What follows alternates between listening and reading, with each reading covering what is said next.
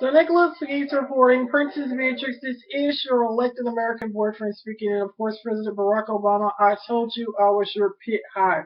Now I've come up with this innovative idea of creating 24 hours worth of video. Yes, I'm going to create 24 hours worth of video in so many ways. So it's not going to be organized, but of course it is entrepreneurship, and it's to inspire my generation, of course, people from around the world, that no matter what obstacles people try to place in front of you, you can always overcome them.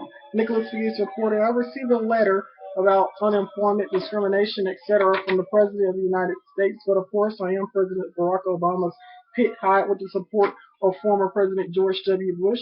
So Nicholas Hughes reporting, George W. Bush is always my favorite president too, but of course President Barack Obama is the most special president in the United States.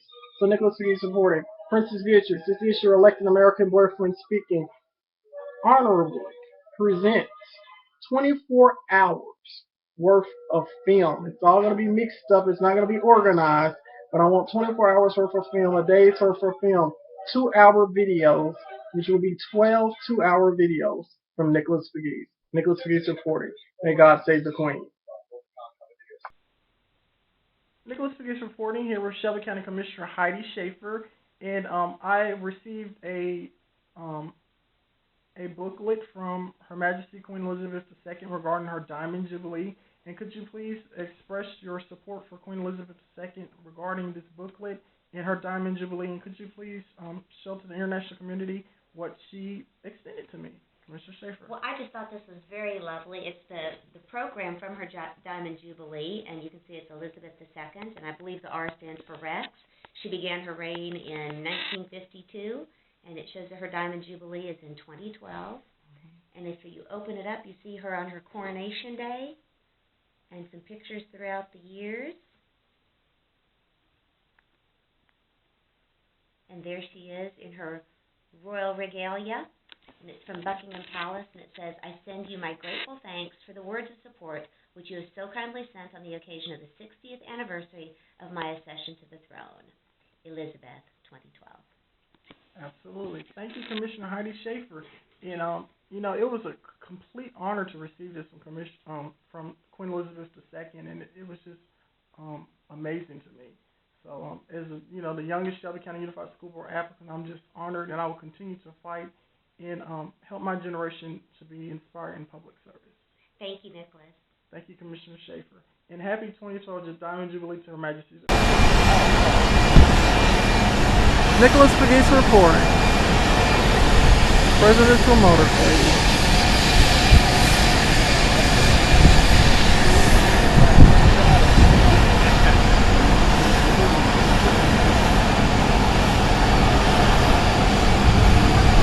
President Barack Obama in Memphis, Tennessee.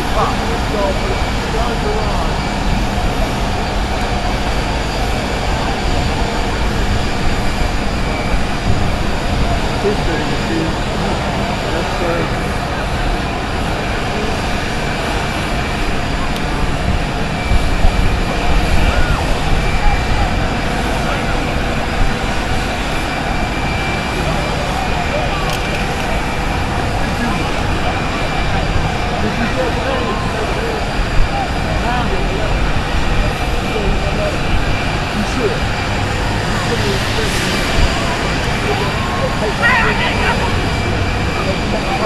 Nicholas Pegues reporting CNN Our Report on Memphis, also known as the Governor, documenting First Lady Michelle Obama arriving here to the elementary school. Nicholas Pegues reporting, also known as the Governor, CNN Our Report on Memphis. Fortunately, I was supposed to be on the inside, but right now I'm on the outside because I'm a few minutes late. It's still pretty cool. Regarding her Let's Move campaign.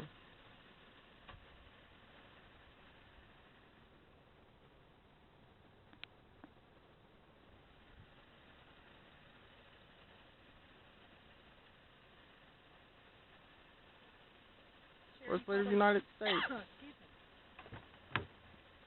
And this was a private event, an invitation-only event, that I unfortunately missed. Nicholas Pegues reporting, also known as the Governor. Nicholas Pegues reporting, on arrival of former President George W. Bush here in East Memphis. He's reporting. CNN, our reporter, Memphis.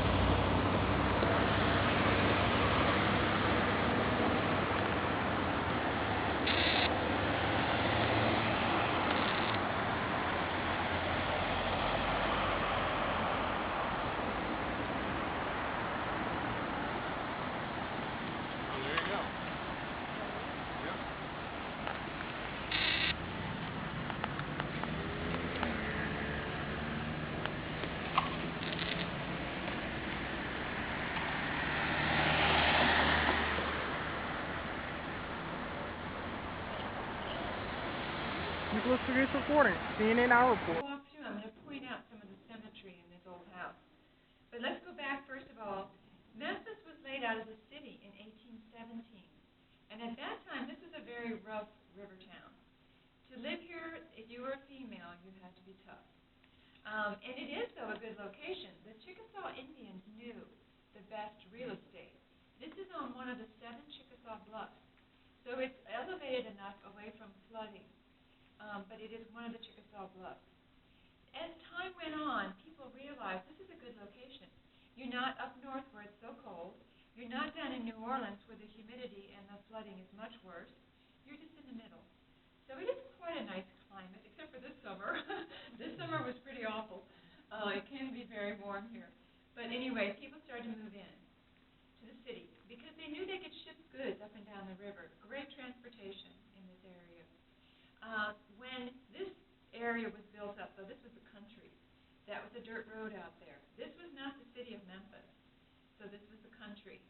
So when this house was built in 1871, Mr. Woodruff over here on the right decided he wanted to live on this street. It was called Millionaire's Row, because at that time, a lot of wealthy people built their homes here. And to build a house, it had to be a mansion. So this is one of the, well, there were 32. This is one of the 3 that's left. The Mallory Neely, which is on the other side of House Beautiful, the little small white house, is being worked on. They got scaffolding up, so they're restoring that home. It had a lot of damage, so that one's being worked on. And then there's a Pillow McIntyre on the corner over here that's now a law office. Those are the only 3 left, which is very sad, but at least we have this and the history to share about what it was like back in that era of 1870 or the Victorian era. Now, Mr. Woodruff was a carriage maker, very successful, very, very wealthy. He had 4 children, but only 3 lived in the house. But if you notice the fan light at the top, the stained glass piece, there are 4 eggs in that nest representing his 4 children. One of the children that lived in the house, though, was a married daughter, and she and her husband shared the upper 2nd floor. When this house was built, Mr. Woodruff wanted to show off how wealthy he was. So notice this door frame, beautifully carved. It's actually machine carved. That was a sign of wealth. It was during the Industrial Revolution. It cost more to have machine carved than hand carved. Yep. What about that? Yeah, that was the Industrial Revolution. So machinery was brand new. There was a new hot thing. It was more expensive. And it looks like it would to us. We think it's hand carved. You know, I would think that when I first walked in, but no, it's not. Notice the cornice work that runs along the top of the ceiling. It's wood and plastic. Nicholas Pegues reporting. Prince Harry here in Memphis, Tennessee, and of course, Princess Beatrix. I am your elected American boyfriend. Promoted on Facebook. Nicholas Pegues reporting.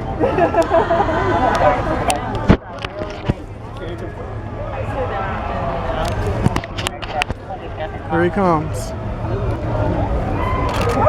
Woo! Prince William in Memphis. Right behind him, Nicholas Pegues reporting. CNN icon in Memphis.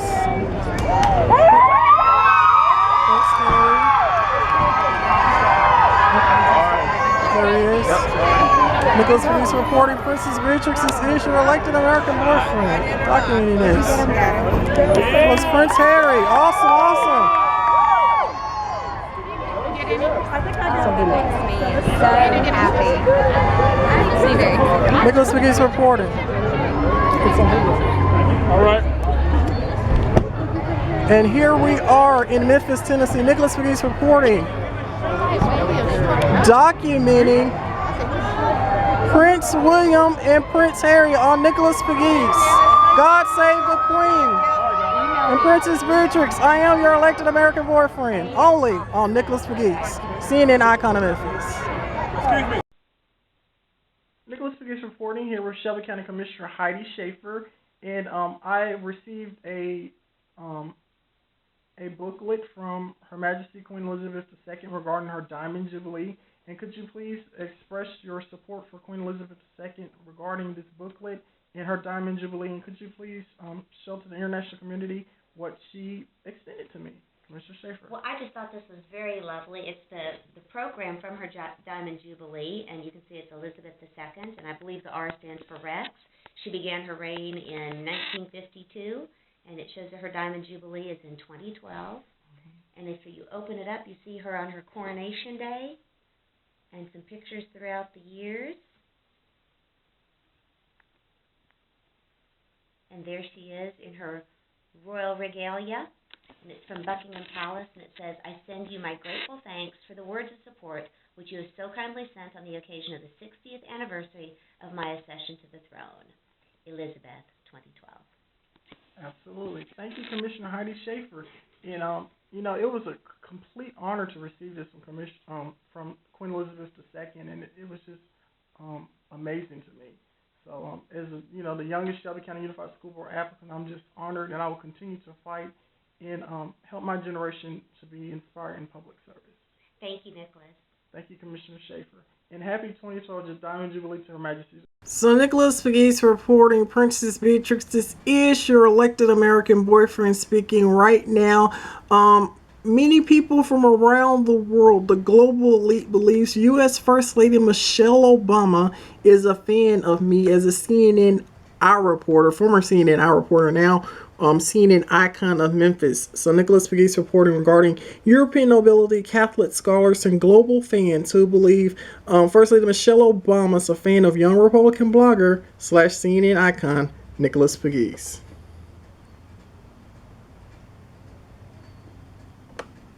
Nicholas Pegues reporting.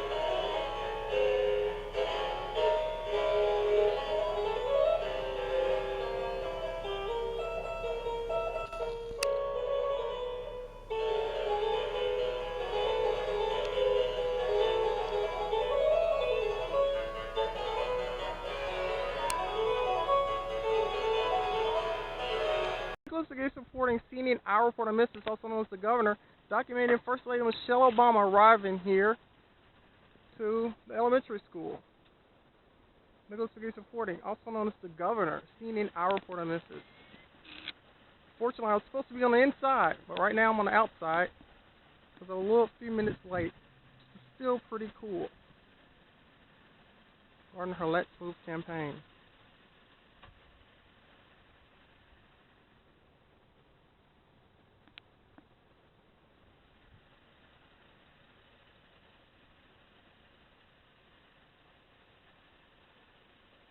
First Lady of the United States. And this was a private event, an invitation-only event that I unfortunately missed. Nicholas Pegues reporting, also known as the governor.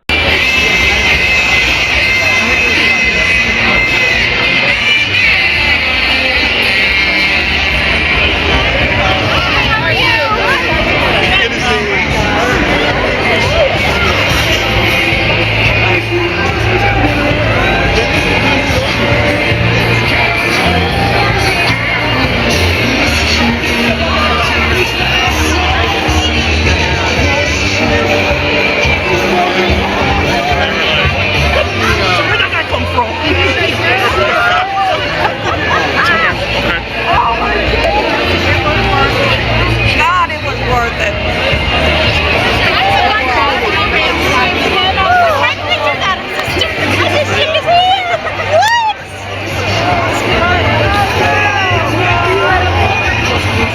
Barack Obama, here in Nashville.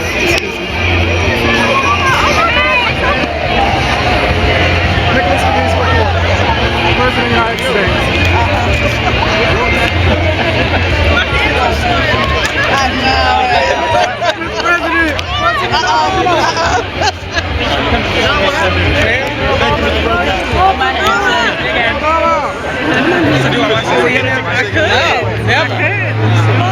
Wash my hands.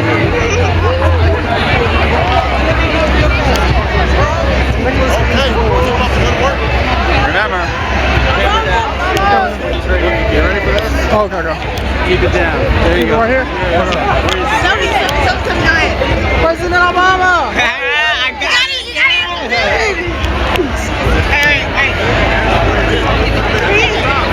President Obama! President Obama! Obama! You get it? Yeah, did you get it? You really did? President of the United States. Did you really? Nicholas Pegues, the United States President. I got it. Huh?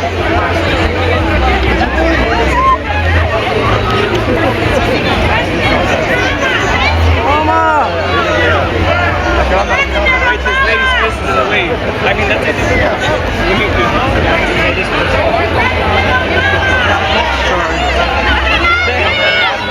I love you, Obama! Oh my God! Whoa!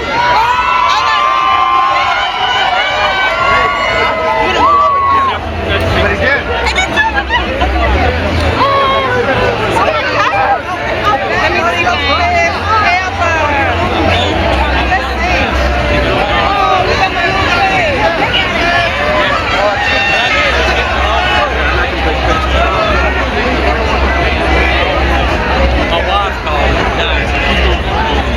Why you won't sign it? Greg, you won't sign anything. They won't let you. The Secret Service will let you.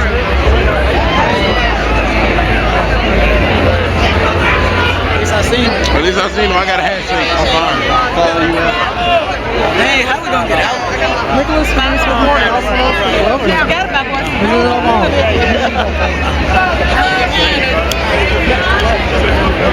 Let me do it. I seen Rachel held me back. Rachel? Those kids got up there.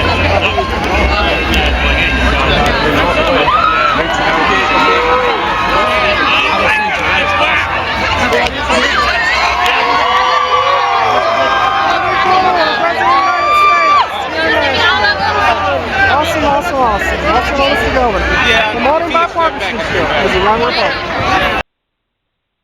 Nicholas Pegues reporting here with Shelby County Commissioner Heidi Schaefer, and I received a booklet from Her Majesty Queen Elizabeth II regarding her Diamond Jubilee. And could you please express your support for Queen Elizabeth II regarding this booklet in her Diamond Jubilee. And could you please show to the international community what she extended to me, Commissioner Schaefer? Well, I just thought this was very lovely. It's the program from her Diamond Jubilee, and you can see it's Elizabeth II, and I believe the R stands for Rex. She began her reign in 1952, and it shows that her Diamond Jubilee is in 2012. And if you open it up, you see her on her coronation day, and some pictures throughout the years. And there she is in her royal regalia, and it's from Buckingham Palace, and it says, "I send you my grateful thanks for the words of support which you have so kindly sent on the occasion of the 60th anniversary of my accession to the throne. Elizabeth, 2012. Absolutely. Thank you, Commissioner Heidi Schaefer. And it was a complete honor to receive this from Queen Elizabeth II, and it was just amazing to me. So, as the youngest Shelby County Unified School Board applicant, I'm just honored, and I will continue to fight and help my generation to be inspired in public service. Thank you, Nicholas. Thank you, Commissioner Schaefer. And happy 2012 Diamond Jubilee to Her Majesty. Governor Hassel here at the United States Senator Bob Corker's campaign. That's right. Good to see you, Nicholas. Thanks for coming, man. Thank you, Governor Hassel. Thank you. You're a good person. So Nicholas Pegues reporting, also known as the Governor, Nicholas Pegues here with First Lady Chrissy Haslam. Can you believe this, Nicholas Pegues fans? What is your message to young women who want to go into public service? First Lady Chrissy Haslam. Oh, well, thank you for asking. So I grew up here in Memphis and only left West Tennessee, only left Shelby County when I married that guy from East Tennessee, Bill Haslam. So it's always great to be back in Shelby County. I would say to young women to pursue their education, to study hard, to, obviously I talk a lot about reading, so be a strong reader from the very beginning, study, follow your dreams, go on to get a higher education, whether it's technical school or a 2-year school or a 4-year school, and give back to your community. And in giving back, I know you'll learn so much more than you give, you'll receive. Absolutely, and I've been doing a lot of good things for young women here in Memphis. In fact, I was elected Princess Beatrix, elected American boyfriend on Facebook, and so many people like me for doing my charitable works. So a corporate appreciation to you, First Lady Chrissy Haslam, for Nicholas the Governor Pegues for United States Congress 2014, just to inspire my generation in public service. This will be posted after Election Day 2014, the primary, Republican primary. I'm truly inspired by the Haslam family. You guys are wonderful. I hope that you win. You have my vote. Thank you. So Nicholas Pegues reporting other Memphis media here, ready to document Prince Harry and Prince William here in Memphis, Tennessee. Nicholas Pegues reporting. Some people have been waiting for a couple hours. And of course, Princess Beatrix, this is your elected American boyfriend, of course, promoted on Facebook. Nicholas Pegues reporting. Members of the U.S. Secret Service here, so we begin to wait on the arrival of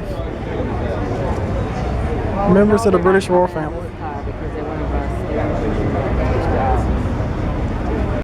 So Nicholas Pegues reporting, also known as the Governor of the United States Congress 2014, regarding the descendant of Victorian Village. I would like to encourage everyone to vote in election 2014, and of course, Pegues fans, vote for Nicholas Pegues as a descendant of Victorian Village, Collins Chapel Historic District. I'm just inspiring everyone to vote. I may not neither vote for myself, but vote for anyone in Tennessee's 8th Congressional District. CNN Icon of Memphis. Pegues reporting, I'm trying to inspire the Olympics to come here in 2024. Okay. And what's your name? It's Jesse Pagula. That's cool. So we want the 2024 Olympics to come to Memphis, Tennessee. Yes, Say go Memphis. we do. Go Memphis. Thanks. What's your name? Johanna Narson. John and Arson. And what country are you from? Sweden. Sweden. Awesome. I got something from Princess Malin of Sweden. Alright. I write her often. So say go Memphis for the 2024 Olympics. Go Memphis.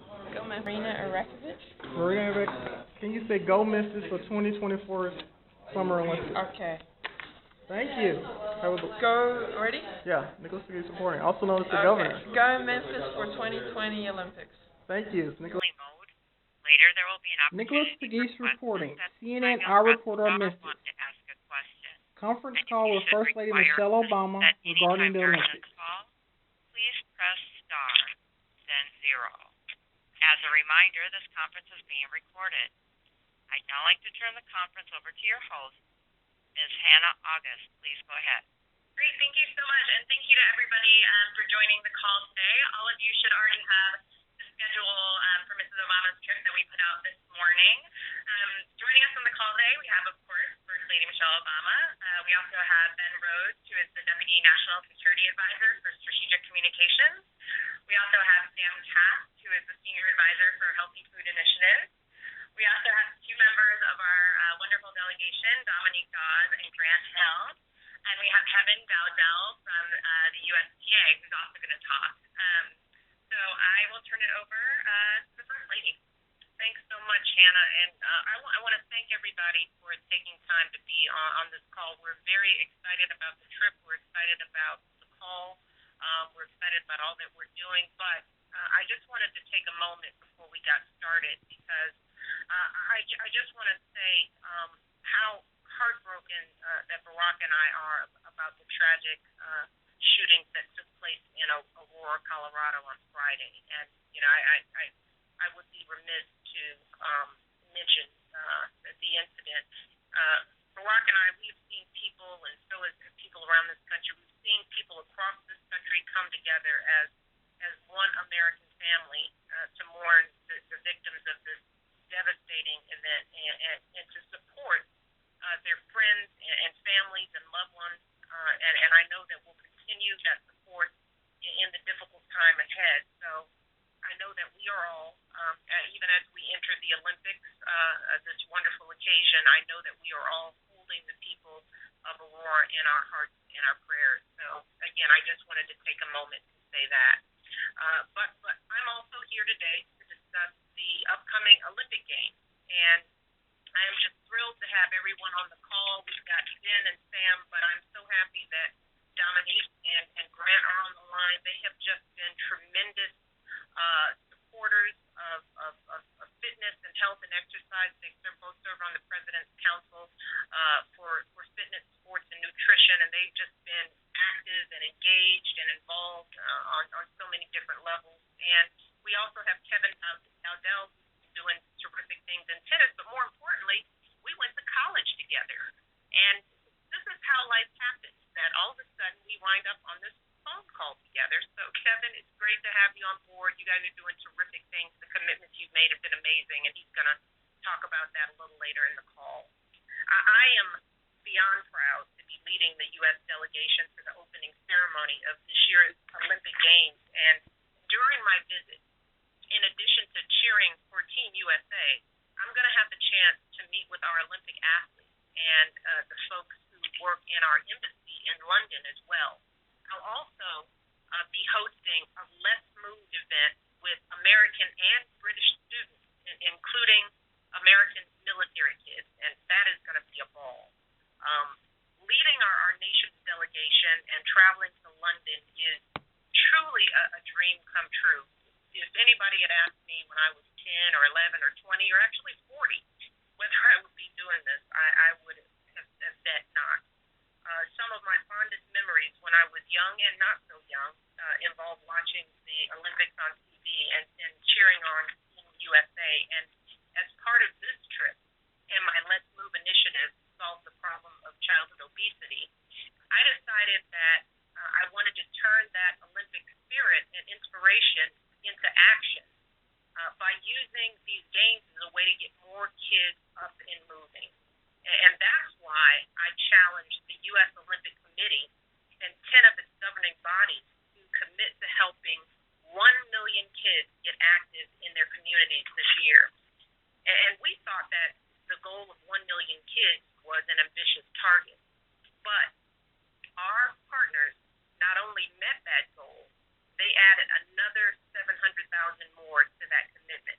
So that means that 1.7 million young people are going to be participating in Olympic and Paralympic sports in their communities this year as a result of these commitments. So this involves sports like soccer, tennis, swimming, and gymnastics. They are expanding their beginner programming and planning exciting events and clinics to engage kids for the very first time in many of these sports. In addition, in conjunction with the start of the 2012 London Games, we've declared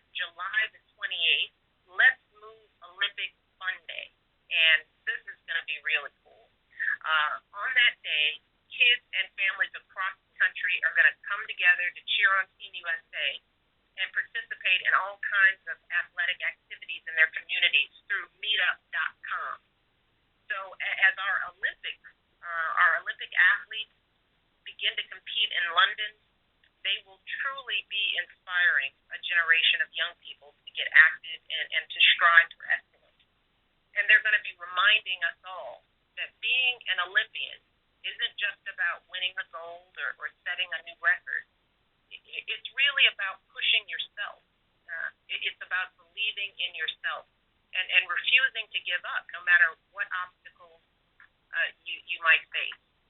So I am very excited about this trip for so many reasons, but I'm excited that it will serve as a powerful opportunity to send another message to the kids in this country and other countries about the importance of staying fit, learning to compete, staying healthy, and this isn't just about sports, it's about being active.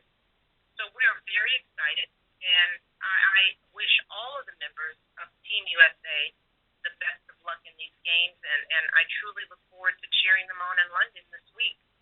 So with that, I'm going to turn it over to Ben, who's going to talk a bit about more exciting stuff, and I look forward to being a part of the Olympic tradition.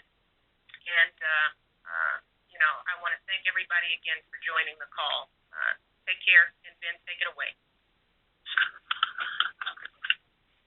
Great. Well, thanks everybody for joining the call, and of course, thanks to Mrs. Obama for her leadership and for leading this delegation to a very important event. Obviously, the Olympics are always a very exciting and resonant event for the American people. However, I believe that these Olympics will be even more meaningful to the United States because they're taking place in London. The United Kingdom, of course, is one of our closest allies in the world, and the ties that we have between our countries are deep and enduring. And so having, again, the Olympics hosted by a country that is as close to the United States as any other in the world only heightens the significance of the Olympics. As you all know, the U.S. and the U.K. work together on just about every issue of interest to our two countries when it comes to national security and the global economy. The U.S. and the U.K. are serving together in Afghanistan as we complete a transition to the Afghans and wind down the war there. The U.S. and the U.K. Stood side by side in Libya during our recent intervention, where we were able to protect the Libyan people and help bring about the end of the Gaddafi regime.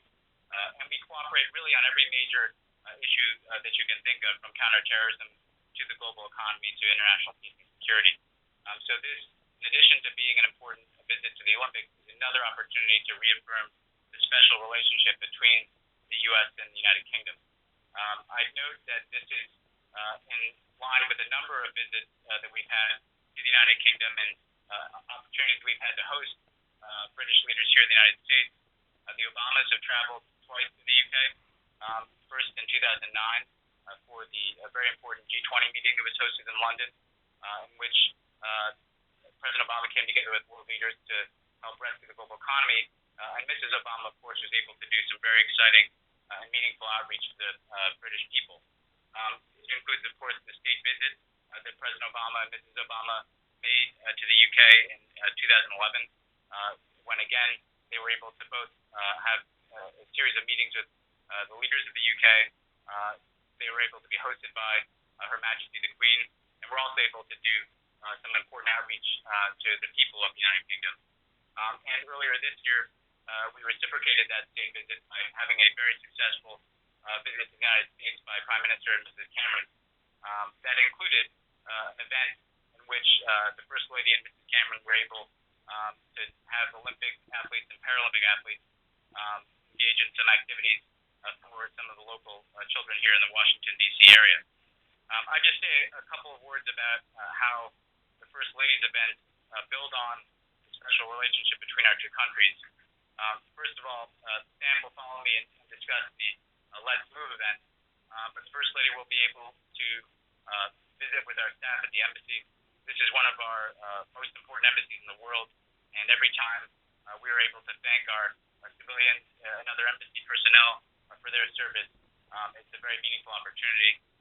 The First Lady will also be attending the reception that the Queen is hosting for heads of delegation, which will give her an opportunity, of course, to pay her respects to the Queen, and also to meet with the range of other heads of delegation, which includes a variety of heads of state and other important personalities from around the world who will be converging on London for the Olympic Games. She'll be meeting with Samantha Cameron, and she'll also be meeting with some of the military families, U.S. military families that are serving in the United Kingdom, and keeping with her focus on military families as a top priority through the Joining Forces Initiative. I'd just say one other point about both her meeting with Mrs. Cameron and her visit with the military families. In large part because of the initiative that she, the First Lady, and Mrs. Cameron have taken together, the U.S. and the U.K. have worked together to lift up the issue of how are we caring for our troops, our veterans, and our military families. And out of some of our earlier meetings, we established last year a U.S.-UK task force on our armed forces personnel, veterans, and military families. The purpose of this task force, which has met a number of occasions since then, is to share best practices, in some instances to have personnel travel to each country and discuss how we can improve our care for wounded warriors, how we can improve the way in which our military personnel transition into civilian life and seek greater opportunities in civilian life. It also includes a focus on how are we caring for those who suffer from mental health injuries, given that this has been a signature wound for both U.S. and U.K. personnel in the wars in Iraq and Afghanistan.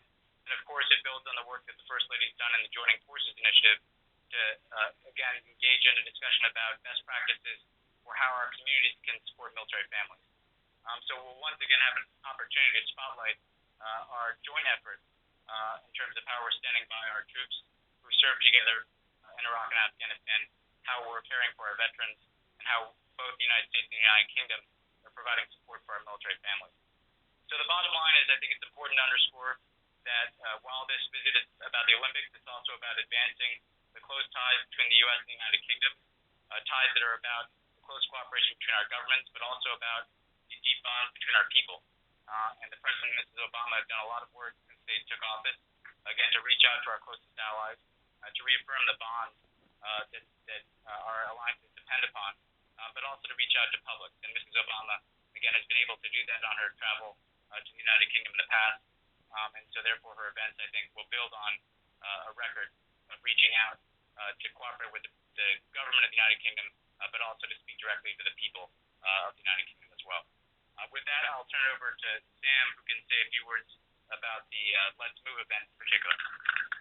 Thank you, Ben, and thanks everybody for being on the call.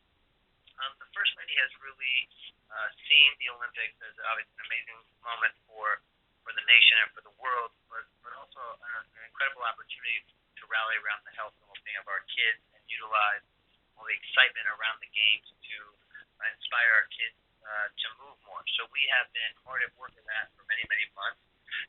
The First Lady, we started a lot of this work, hosting a mini Olympics with, a while back in the spring to get our kids starting to get excited. She spoke at the Wounded Warrior Games, their opening ceremony, and has announced a really exciting national initiative to have fun days meetup.com, which will get communities active all over the country. So right now we have already almost 200 cities and towns and communities who have signed up to do events to really give kids opportunities to play and be active in the theme of the Olympics, and we're encouraging many, many more to join.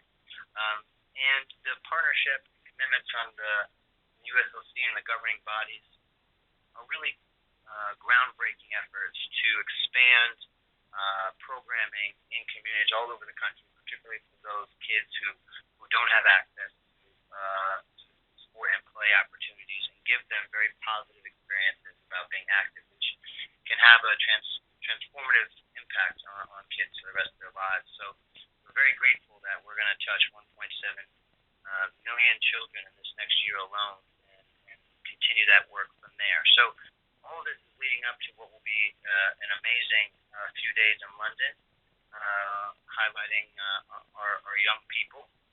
So let's move in particular. We'll have two great opportunities on Friday, the 27th. First Lady will be going to the U.S. Olympic Training Facility, University of East London, to meet with many of our athletes and have a chance to honor them and thank them for their service to the nation. And then we will be going to the ambassador's residence later that morning to have what will be an incredible Let's Move London event where we'll have about 1,000 kids, American and British kids, and incredible lineup of athletes, of entertainers, including even SpongeBob will be there, and it's going to be an amazing day of fun that actually gets kids out moving, running around, and playing in a very diverse set of stations with a lot of excitement, which will hopefully send a lot of these young people on their way to living active, healthier lives. So we're very grateful to all of the partners. It's too long of a list to even begin, but I think everybody has it. Their efforts to make this day possible, especially Nickelodeon and others who are really putting on a lot of effort here, and it's going to be an amazing day. So we're really excited to get there and run around with the kids. So with that, I will give it back to Hannah and look forward to taking your questions. Thank you. And we have two members of the First Lady's delegation on the line. As everybody knows, the First Lady will be joined in London by Brandy Chastain, Dominique Dawes, Gabriel Diaz de Leon, Grant Hill, and Summer Sanders. And we have Dominique and Grant on the line now. So I'd like to turn it over first to Dominique. Well, thank you, Hannah.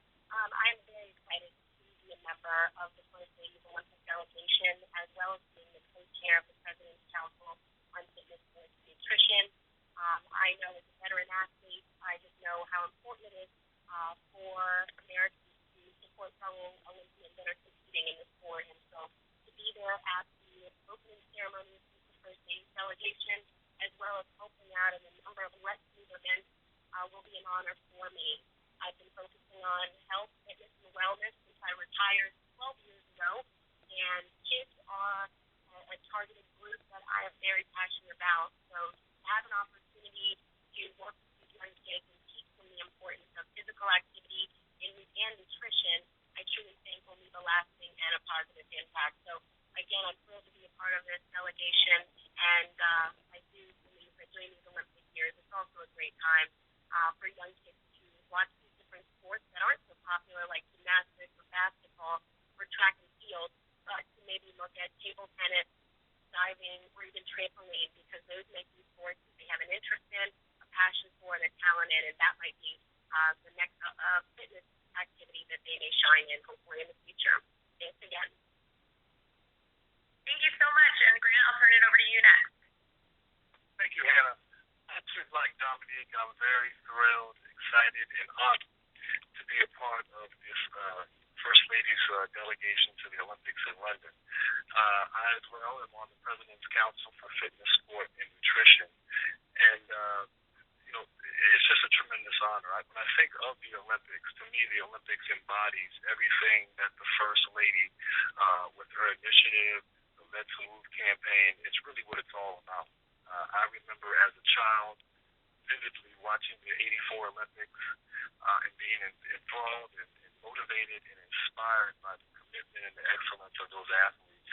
And like Dominique, having the opportunity to participate in the Olympics, and to now watch as a veteran these great athletes, they will continue to motivate and inspire me. So I am forever grateful and thankful, and I'm looking forward to participating in the Let's Move event and watching and getting to know a lot of these great Olympic athletes firsthand. Thank you. Great. Thank you so much, Grant. And both Mrs. Obama and Sam touched on the $1.7 million commitment from USOC and the different Olympic sports.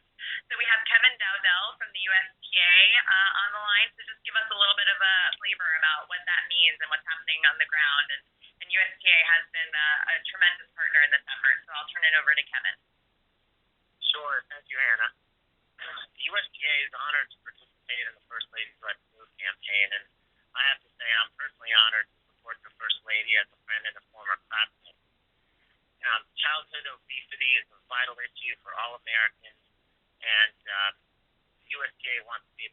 that solution. Introducing kids to the lifetime sport of tennis makes a lasting difference in the lives of children, and it supports the goals of the Let's Move campaign as well. We're really excited about how the Olympics can energize us all to be even more active. Tennis has grown dramatically over the last 10 years, and now the USTA is focused on attracting even more youth to our sport. For example, the USTA's Tennis Under initiative, which uses smaller courts and slower, lower ball bouncing balls, will introduce the game to hundreds of thousands of new kids this year alone. And that's real. It's happening all around the country. Many tennis centers, including the Montgomery Tennis Plex facility we're building in Germantown, Maryland, which opens in September, use innovative new USTA programs like tennis play days and kids tennis clubs to introduce young players to the sport. Tennis, like many sports, is holistic in the sense that it leads to improved academic performance and character development, in addition to enhancing fitness and habits for good health. So schools are an important place for the USTA to spread the word. Many elementary schools in the Germantown area offer physical education just once per week. So tennis play days and kids tennis clubs are especially important. As an example of the pent-up demand for additional activities, we held a pilot program in Germantown's Smart Matsunaga Elementary School in May. We weren't even open and we held it in their gymnasium, and it sold out in about 48 hours. Further, we anticipate that hundreds of Matsunaga's 1,000 students will enroll in tennis programs after we open them this September. When we had our pilot last spring, many of the parents were afraid that the programs would already be sold out in September. And that demand and energy is why thousands of tennis facilities like ours throughout the U.S. are joining to engage 750,000 youth in USTA programs to support the USOC's larger commitment to introduce 1.7 million kids to Olympic sports in 2012, as you've heard. We know that so many kids will be inspired by this summer's Olympic Games, and we look forward to turning that inspiration into action by getting more kids out on the court. Great, thank you so much. And with that, the First Lady had to depart, but we will open it up to questions for Ben, Sam, Dominique, Grant, or Kevin. Certainly, and ladies and gentlemen, if you wish to ask a question, press star, then 1. You'll hear a tone indicating you've been placed in queue. You may remove yourself from queue CNN Hour at Report any on time Memphis. by pressing Question the pound key. being answered by the Again, White if you House. have a question or a comment, press star, Nicholas then Pegues 1 reporting. at this time. CNN Hour Report. Okay, one moment, please.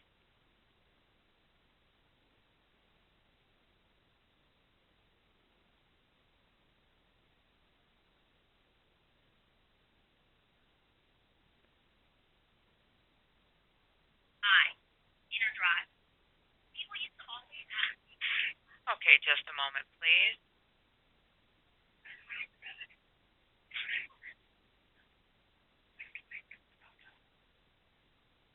And your first question comes from the line of Nicholas Pegues of CNN. Please go ahead.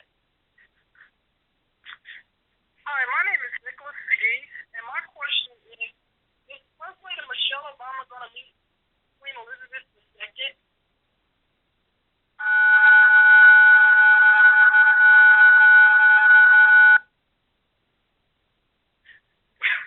Okay, well, this is Ben Rose. I'm happy to take the question. The First Lady will be meeting with Queen Elizabeth. Queen Elizabeth is hosting a reception for all the heads of delegation from around the world, and so the First Lady will be attending in her capacity as head of delegation. I'd also note, again, during the state visit to the United Kingdom that the President and First Lady did in 2011, they were hosted at Buckingham Palace by Queen Elizabeth, and very much appreciated the extraordinary hospitality and the chance to meet with the Queen there. And we're able to reciprocate that by hosting the Queen at a dinner in her honor at the U.S. Ambassador's residence in London shortly after that dinner. So they were able to have that very special time with the Queen, who they have a great deal of regard for.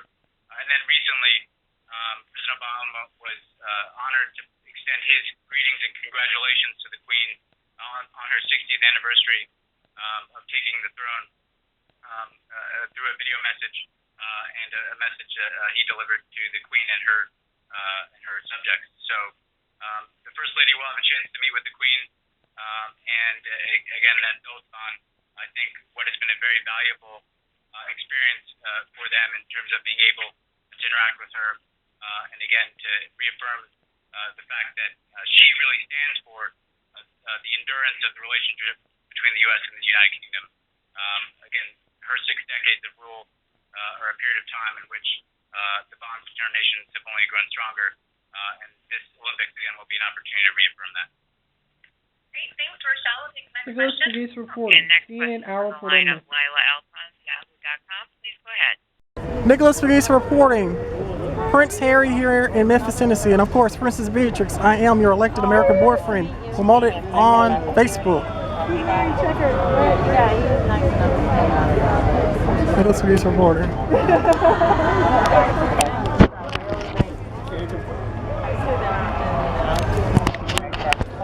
Here he comes. Woo! Prince William in Memphis. Right behind him, Nicholas Pegues reporting. CNN icon of Memphis.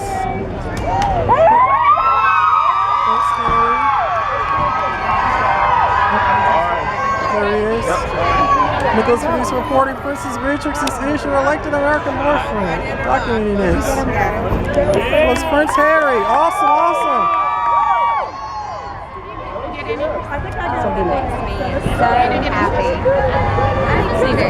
Nicholas Pegues reporting. All right. And here we are in Memphis, Tennessee. Nicholas Pegues reporting, documenting Prince William and Prince Harry on Nicholas Pegues. God save the Queen. And Princess Beatrix, I am your elected American boyfriend. Only on Nicholas Pegues, CNN icon of Memphis. Excuse me. Nicholas Pegues reporting here with Shelby County Commissioner Heidi Schaefer, and I received a booklet from Her Majesty Queen Elizabeth II regarding her Diamond Jubilee. And could you please express your support for Queen Elizabeth II regarding this booklet and her Diamond Jubilee? And could you please show to the international community what she extended to me, Commissioner Schaefer? Well, I just thought this was very lovely. It's the program from her Diamond Jubilee, and you can see it's Elizabeth II, and I believe the R stands for Rex. She began her reign in 1952, and it shows that her Diamond Jubilee is in 2012. And if you open it up, you see her on her coronation day, and some pictures throughout the years.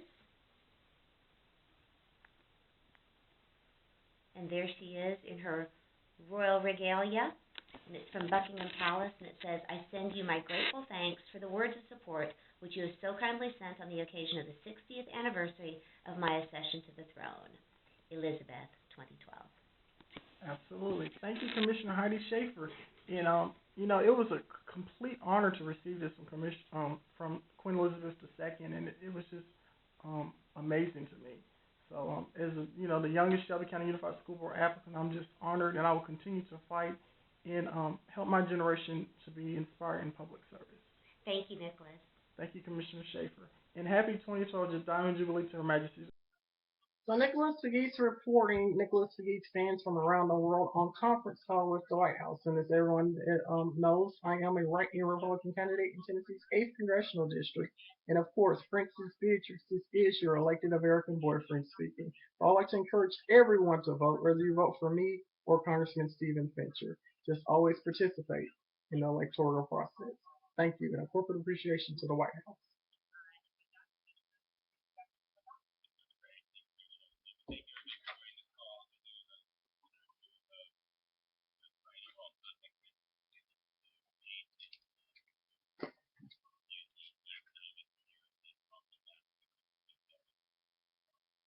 And of course, this letter regarding cultural diversity has not been open for 2 months. We're fast approaching 3 months regarding another unopened letter to the President of the United States. So let's listen into the White House. Let's see what's reported.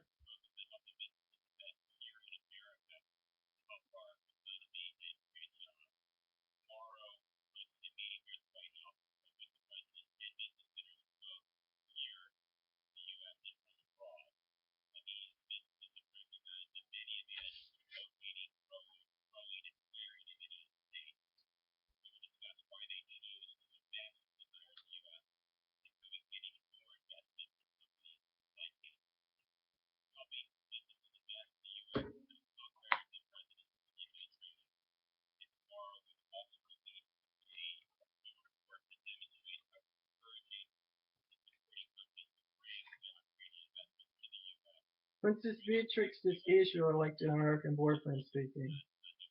I'm so glad that you came here to Memphis. And of course, we're a celebrity couple here in Memphis, Tennessee. So many people around the world love it.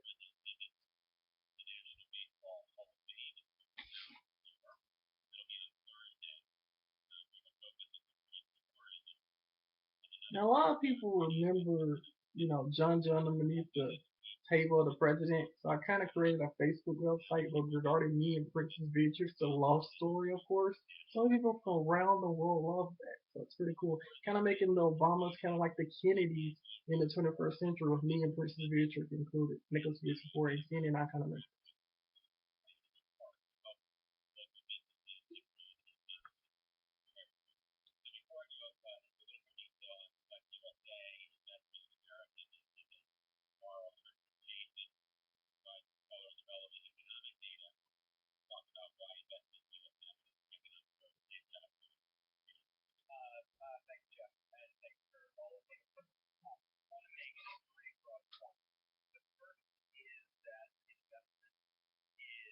Nicholas McGee said it's sending a return village concept historic district.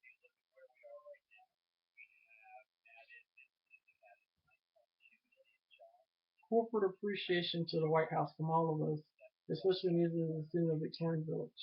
Nicholas McGee supporting CNN kind of.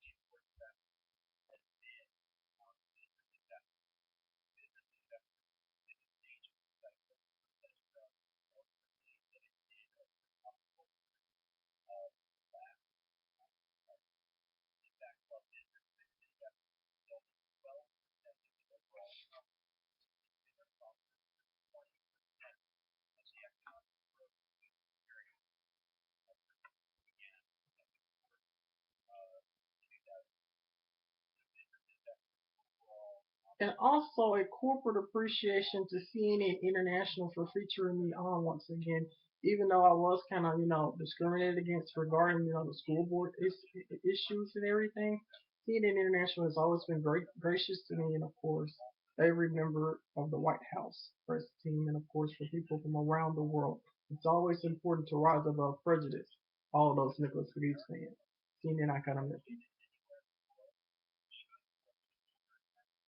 And CNN is a great organization as well. Support them. Even though I'm a different journalist now, you're still cool.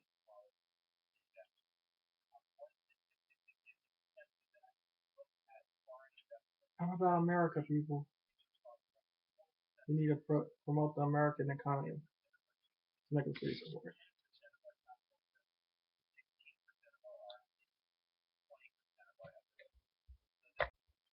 So Nicholas Gates reporting young Republican here in Tennessee's 8th Congressional District, running Republican candidate would like to encourage everyone to vote in election 2014, whether it's me or for Congressman Fincher. Right now I'm on conference call with the White House. And of course, Princess Beatrix, this is your elected American boyfriend, promoted on Facebook that everyone loves us as a celebrity couple here in Memphis.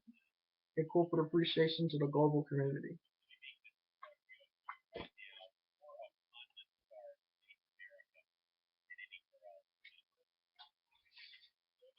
So Nicholas is reporting, and of course, here is the unopened letter. The President of the United States has just not been open for 2 months, and we're fastly approaching 3 months regarding cultural literacy.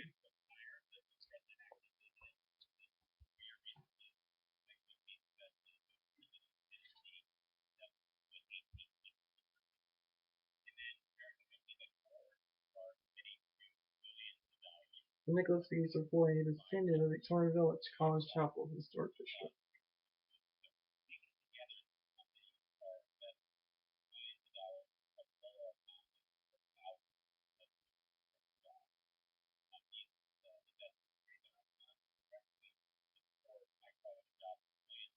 Wonder how many votes Nicholas Cadiz get.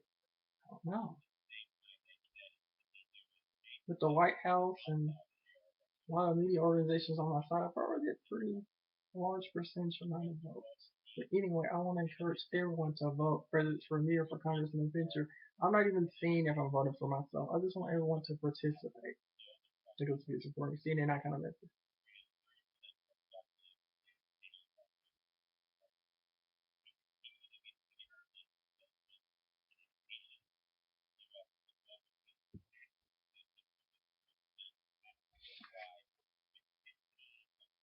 Isn't this a form of a patent, a letter from the President of the United States?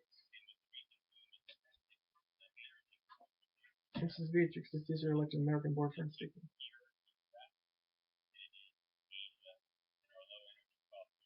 And of course, we're trying to make the Obamas like the Kennedy family here in the great state of Tennessee.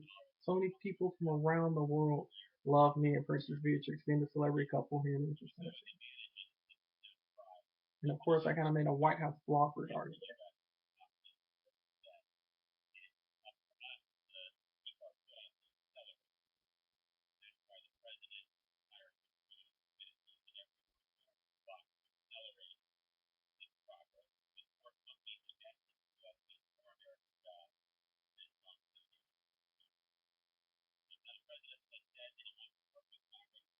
And also a corporate appreciation to Tennessee Governor Bill Haslam and of course Shelby County Commissioner Heidi Schaefer. They're my two most favorite politicians here in Memphis, Tennessee that are over with the Republican Party. Of course, they're my two most favorite politicians. And also a corporate appreciation to Carol Chumney. Now, most people don't hear about Carol Chumney, on the national level, only on certain standards, but she is an awesome, awesome Democrat. She always supports me on Facebook. Very special person. And that goes to be supporting. CNN icon of Memphis.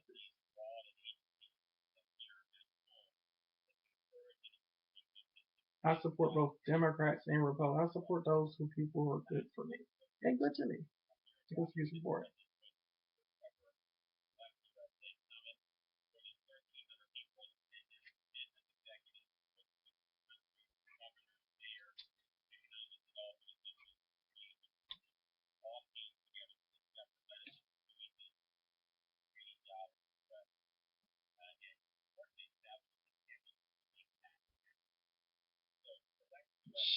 Nicholas Hughes fans, where is the isn't there like a painting of me and Princess Beatrix somewhere in the White House? Nicholas Hughes reporting, CNN icon of Memphis. He snuck into Memphis. Didn't even tell the President of the United States. How unique is that? God save the Queen.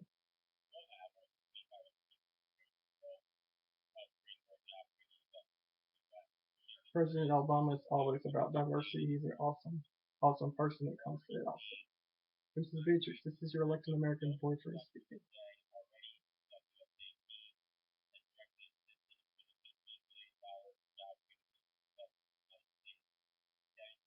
And also regarding the global economy, I think it would be great if we put in, the United Kingdom and of course other European nations. Europe's an important ally to the United States of America. And of course, I just so love Buckingham Palace. We just include them in a lot of things we do regarding the uplift of global economy. If it's really important. Well, that's what I like. Because I like my cultural heritage being a descendant of Victorian village, College Southwest District. So I like anything having to do with the Queen, the Pope, Princess Beatrix, of course, me being Princess Beatrix, like the American boyfriend, I like it stuff. Because he's supportive.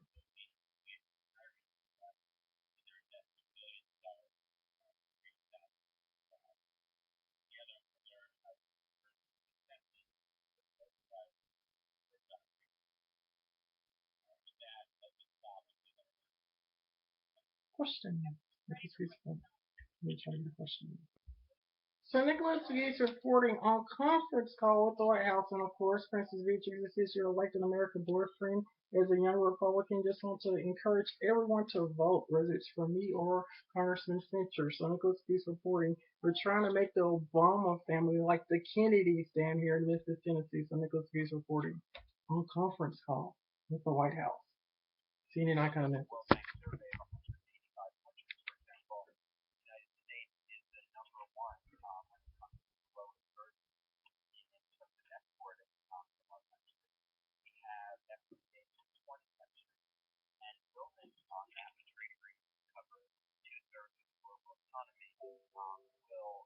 make the United States an even more attractive location to locate in. Because as I said at the top, a lot of the FDI we're getting is businesses that are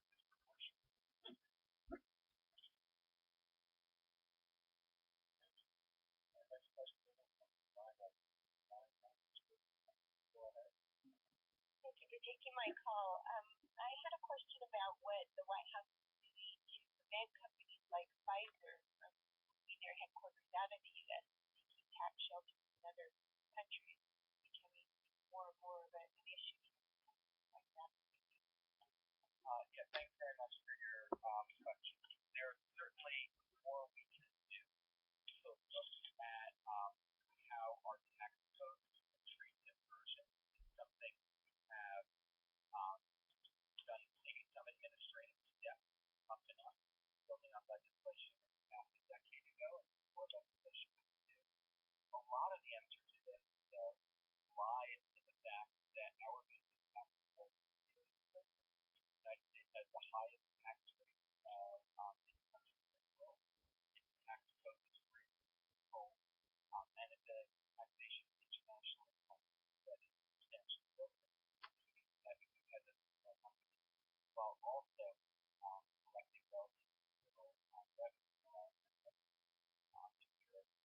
we think that the overall what you're seeing in corporate tax, a big part of the answer has to do more with our tax code to make America a more competitive and attractive for continuing to look at solutions. We have time for one more question. Final question.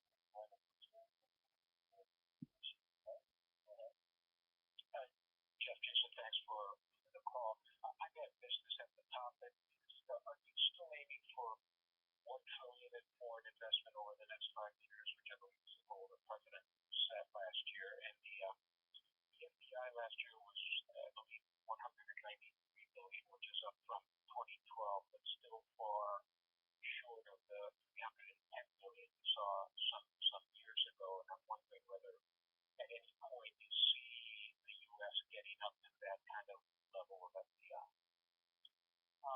Thanks for that question. First of all, the $1 trillion was the jobs capital recommendation, and what our focus is doing everything we possibly can to make it more attractive for businesses to choose to invest in America. And it's important that we define that not just by foreign direct investment from foreign countries investing in the United States, but also American businesses that have choices that we're in the world and that are increasingly that they want to purchase right here in the United States. Productive workers, innovation, good energy, look at America's world largest economy and gateway to global export. So we're focused. And then a second step doesn't really support itself in the data that I don't know any given investor by American companies to put this job the one thing in that regard that I think that is that's fast. That's one and growing disproportionately fast. So the bottom line is question.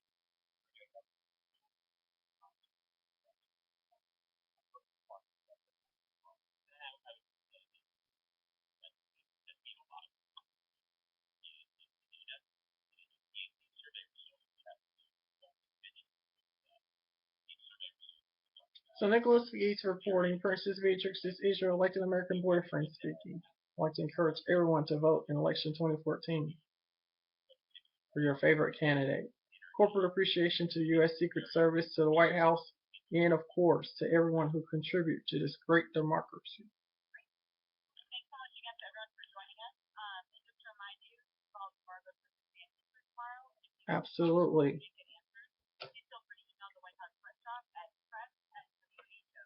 So Nicholas Pegues reporting, Princess Beatrix, this is your elected American boyfriend speaking on conference call today with the White House. Now, we all remember the story of the Kennedy family, and of course we have something on our Facebook page posted called The Love Story of Princess Beatrix and Mr. Pegues. So right now, I'm on conference call with the White House trying to make of course, the White House under the Obama administration, kind of like the Kennedy administration. And of course, here I am.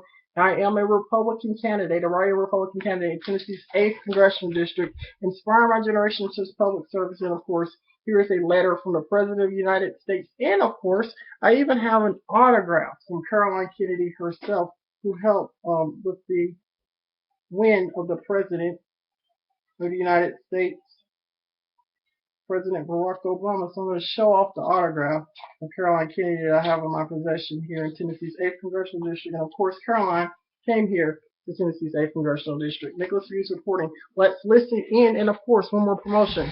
Red Rover, send the First Lady right over to LaBonner. Nicholas Hughes reporting. CNN icon of Memphis, Princess Beatrix. This is your elected American boyfriend speaking. God save the Queen.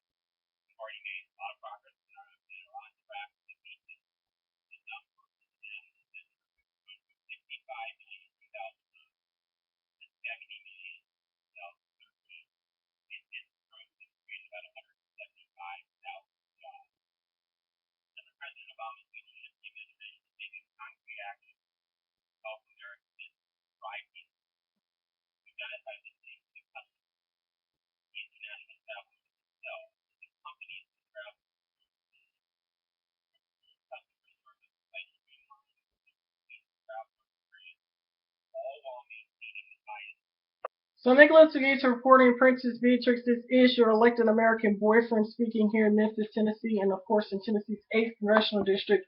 A Republican candidate in Tennessee's 8th Congressional District is, of course, and of course on conference call this afternoon with the White House. So Nicholas Gates reporting.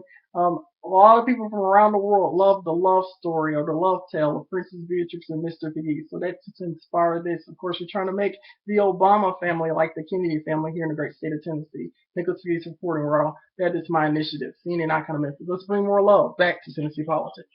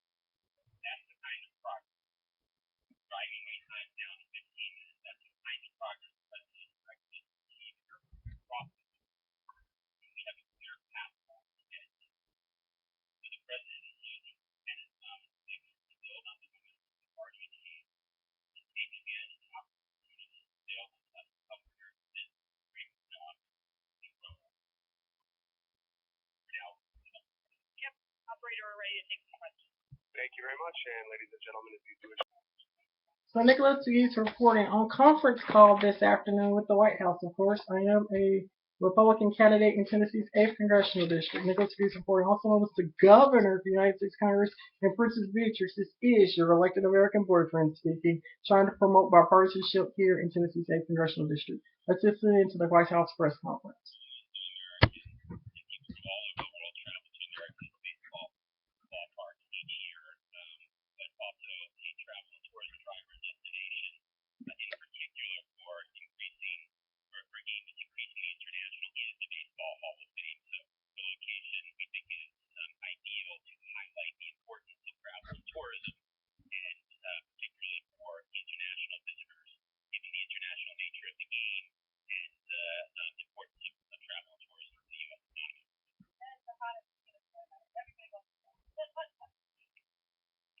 Thank you. Once again, to queue up for questions, you may press star and then 1. And next goes to Eric Anderson with the Alpha Time. Please go ahead. Thank you.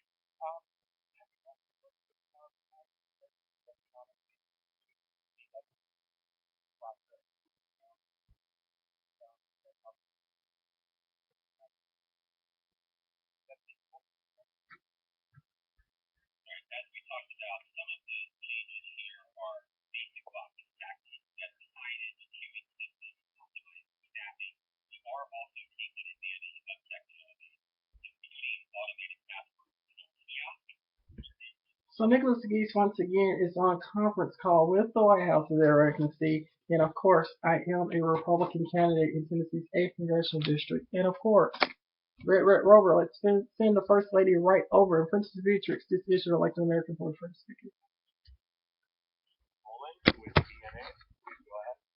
Hi, thanks so much for doing this. I was just curious if the two executive action type things, the visa and the reduced wait time, if you can do that with current resources, or are these things going to take additional budget funding?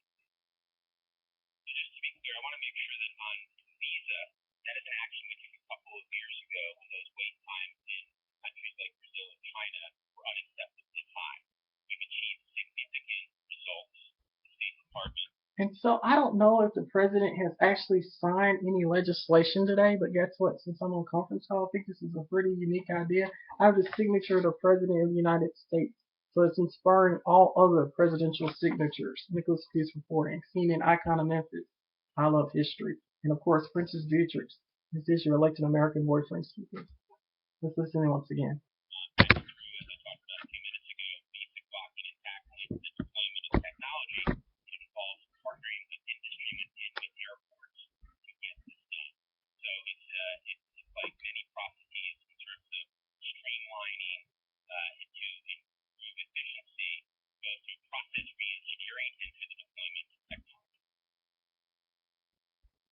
Our next question in queue will come from Mike Spellman with WUTR.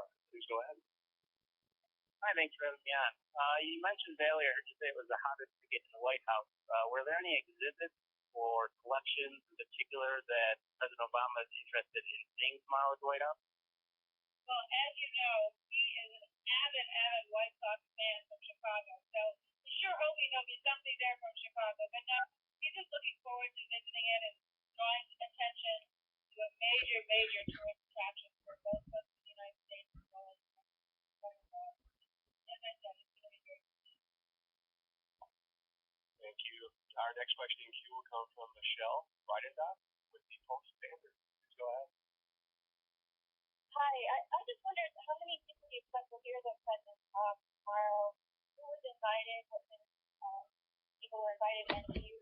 President Obama, you didn't invite Princess Beatrix, elected American boyfriend, at any rate. A corporate appreciation to the White House from Memphis, Tennessee. And of course, Princess Beatrix, this is your elected American boyfriend speaking. Come on back down here to Memphis, President Barack Obama. Red Rover, send the First Lady right over. Let's listen to this once again. Yeah, did you mention about two airports, Dallas and Chicago? Is it Dallas, Texas, or Virginia? And also, do you have the breakdown of tourists from China and what is packed in the future?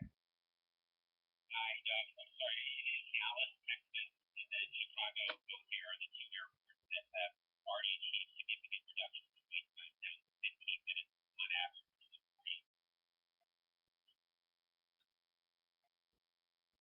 Yes, I have a question. In which ways is this plan is going to affect Memphis, Tennessee? And who is President Barack Obama meeting with at the White House regarding the Red Sox? Well,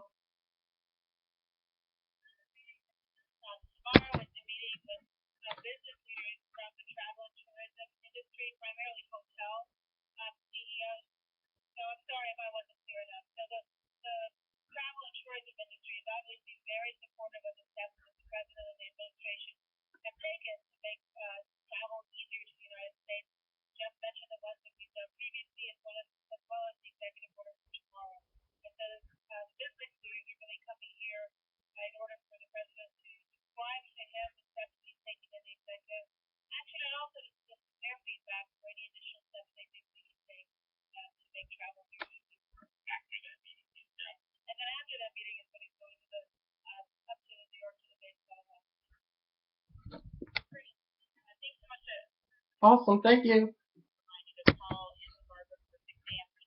Nicholas Pegues reporting Princess Beatrix is your elected American boyfriend. The White House answered my question. How cool is that? I kind of made a presidential blooper. Sorry about that.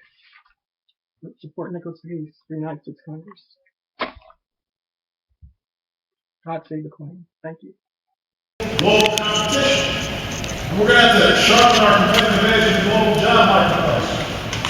You know, 2 years ago, we created something called Select USA. This is a coordinated effort to attract foreign companies looking to invest and create jobs here in the United States.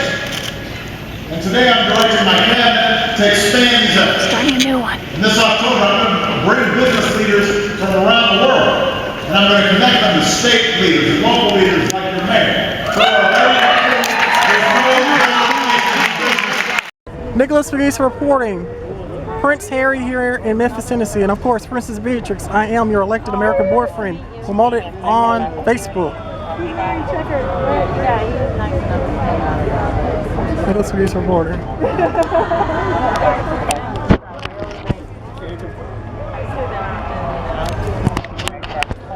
Here he comes. Woo! Prince William in Memphis!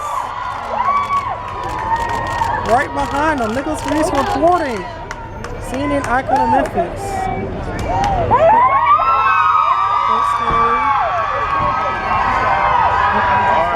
There he is. Nicholas Pegues reporting Princess Beatrix is your elected American boyfriend. Documenting this.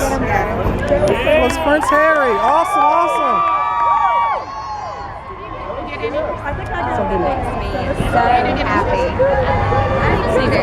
Nicholas Pegues reporting. All right. And here we are in Memphis, Tennessee. Nicholas Pegues reporting, documenting Prince William and Prince Harry on Nicholas Pegues. God save the Queen. And Princess Beatrix, I am your elected American boyfriend. Only on Nicholas Pegues, CNN icon of Memphis. Excuse me. Nicholas Pegues reporting, CNN Our Report on Memphis. Nicholas Pegues, I would like to personally thank all of my fans who support me on Nicholas I.W. Pegues, referring to me as former President George W. Bush, and Nicholas the Governor Pegues. So Nicholas Pegues reporting, CNN Our Report on Memphis. A special thanks to all of my special Facebook friends here on Capitol Hill 2013 Inauguration Day.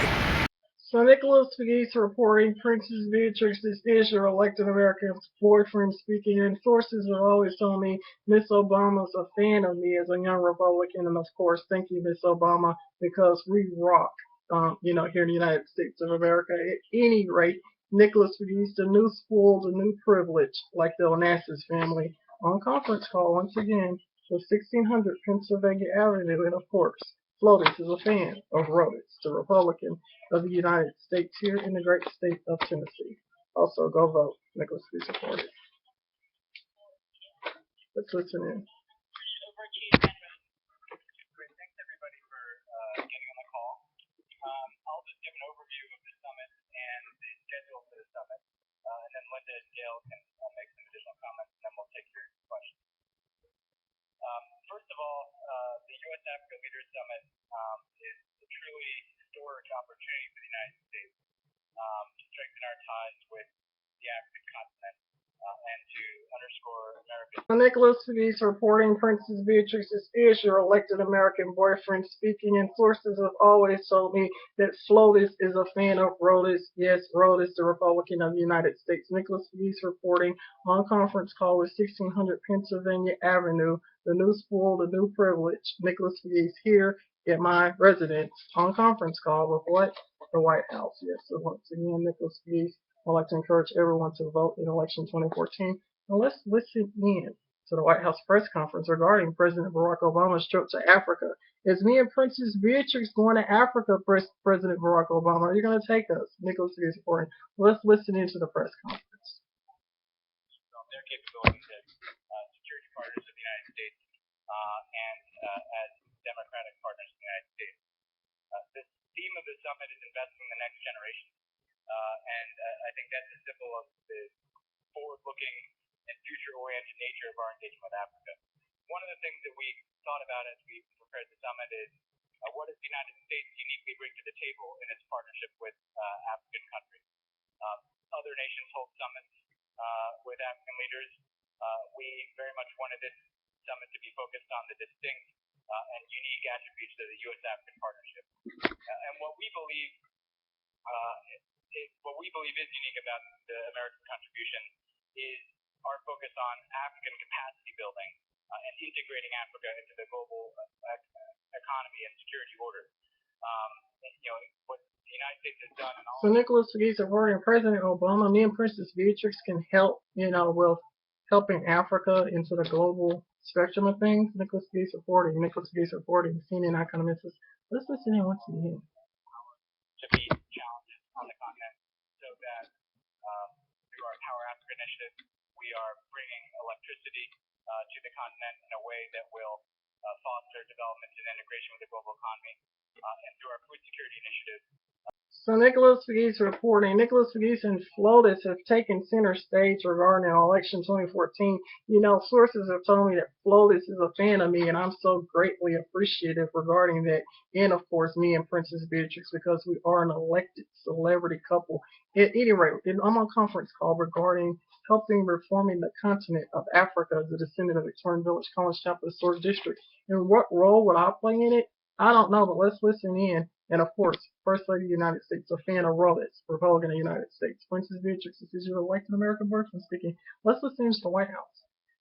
Africa. So it's about seizing the opportunity of African growth and development in our mutual interest.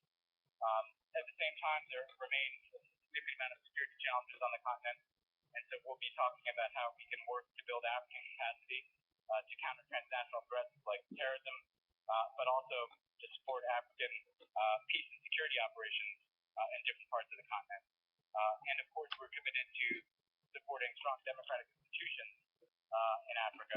And Nicholas Pegues reporting, if you like me as a person, as you know, Princess Beatrix is elected American boyfriend, a young Republican inspiring everyone to vote. Just, be free, think American, and, support Nicholas Pegues, also known as the governor of the United States Congress 2014. And of course, Princess Beatrix is your elected American boyfriend speaking, the new school, the new privilege, the new rich, in a way, like Nicholas Pegues. Let's listen into the White House. That will honor the contributions of the faith community to the U.S.-African relationship. As many of you know, many different religious and non-governmental organizations support development on the African continent. And tomorrow, USAID will play a lead role in convening many of those faith leaders to not just pay tribute to their work, but to draw from that experience as we roll into the summit next week. Then on Monday, there's a series of events that get at different aspects of our agenda. So Nicholas Pegues reporting, President Obama, are you going to take me and Princess Beatrix to Africa? I don't know, but Nicholas Pegues is on conference call at the White House once again. Nicholas Pegues reporting. Positive role that civil society plays in consolidating democratic progress, but also efforts to combat closing space for civil society in certain parts of the continent as well. Then there will be an all-day African Growth and Opportunity Act Forum hosted at the World Bank. AGOA has been a critical piece of our trade relationship with Africa for the last decade. It is up for reauthorization next year. The President's made very clear that we're committed to a renewal of AGOA. We want to do what we can to work with Congress and with African countries to build on the progress of the last several years, but also to improve AGOA. And so this will be an all-day opportunity for trade ministers to discuss our priorities as we work for the reauthorization of AGOA going forward. Then there will be several events focused on different parts of our agenda, including investing in women for peace and prosperity. So Nicholas Pegues reporting, I wonder are there going to be any gaffes from the president regarding this international summit, presidential bloopers. Who knows? And would I even be in attendance, me and Princess Beatrix? Who knows? Nicholas Pegues reporting. It's all hush hush. There'll be an event on investing in health. The global health program that we have continues to be our largest development program in Africa. That builds not just on the success of PEPFAR, but on what we've done to combat preventable deaths and to reduce instances of diseases like malaria that are preventable, but also to build the capacity of African public health sectors. There'll be an event on resilience and food security in a changing climate, and we have done. So Nicholas Pegues reporting Princess Beatrix's issue elected American boyfriend speaking on conference call with the White House. Now it's flawless for the President of the United States going to take me and Princess Beatrix to Africa with them, which can neither be confirmed nor denied. I don't know. But at any rate, I'm on a conference call with the White House. Let's listen in to 1600 Pennsylvania Avenue. And everyone vote in election 2014. This is the White House. On the discussions of the previous 2 days to focus on issues like how we're supporting development on areas like food, health, and power that have been priorities for us, but also the continued growth and economic development of Africa, on regional peace and security, what we're doing as a partner to facilitate African solutions to peacekeeping challenges, what we're doing to consolidate democratic progress in Africa and strengthen democratic institutions around issues like the rule of law, and of course what we're doing to support the next generation of African leaders, something that is so demonstrated by our Young African Leaders Initiative. The President will then, at the conclusion of the summit, have a press conference. I'd also note that the First Lady will be hosting a spousal program along with Laura Bush on Wednesday. Awesome. So the fan, First Lady Michelle Obama was going to be joining Laura Bush. As I told you, it's all diversity at the White House. Nicholas Pegues reporting, so that's pretty cool. Lotus is a fan of Rotus. Nicholas Pegues, Princess Beatrix is your elected American boyfriend speaking. Let's listen into this press conference once again. And everyone can vote in election 2014. Nicholas Pegues reporting. I'm in the real loop, the elite loop. Nicholas Pegues reporting.